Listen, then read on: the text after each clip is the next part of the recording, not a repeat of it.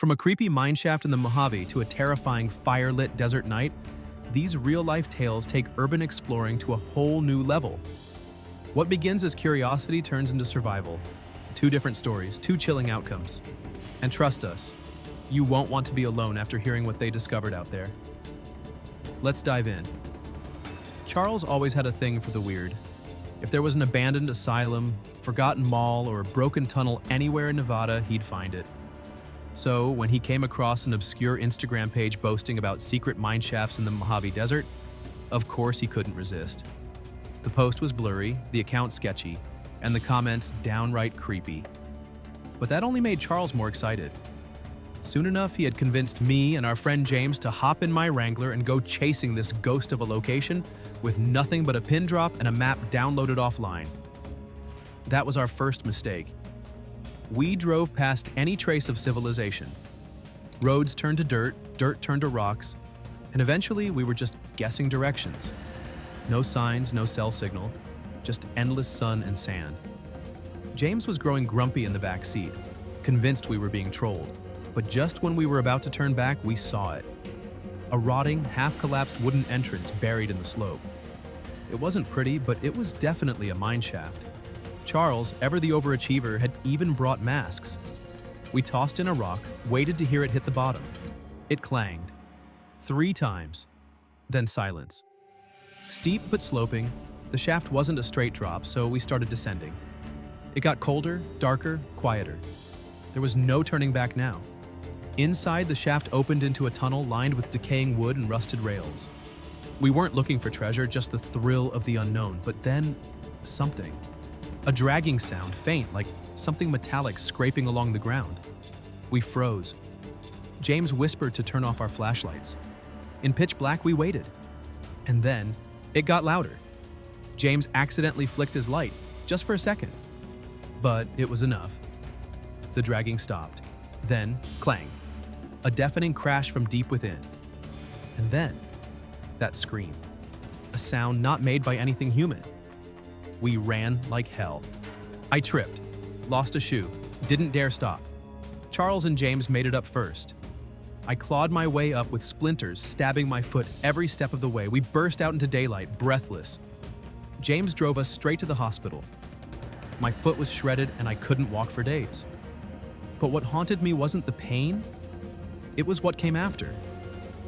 A few days later, James realized he'd dropped his wallet. We drove back, just to the edge. The wallet was gone. But my shoe? It was there. Torn to shreds, as if chewed on. Chunks missing. Bite marks. Still think it was just some homeless guy living underground? Story 2 begins like a peaceful dream. Just me and my girlfriend Tiki heading to the desert for a few nights under the stars. We'd done the forest thing, the mountain thing. Now it was time for sand, silence, and some serious stargazing. I'd found this off-grid camping spot online. No crowds, no noise, just fire rings and a view of the Milky Way. The first 2 nights were perfect. Fire, drinks, laughter, even a little fooling around in the tent. Life was good.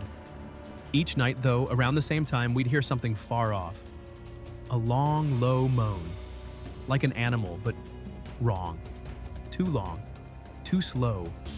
I played it off as coyotes or some desert cat. We didn't let it get to us. But the 3rd night changed everything. I woke up to footsteps. Slow, careful steps crunching on the dry ground just outside our tent. I didn't move. Couldn't. It wasn't an animal, it was too deliberate. Then, a click. The sharp flick of a lighter. A tiny orange glow lit up the tent wall. Then it moved, like someone was waving a torch. Seconds later, the glow intensified.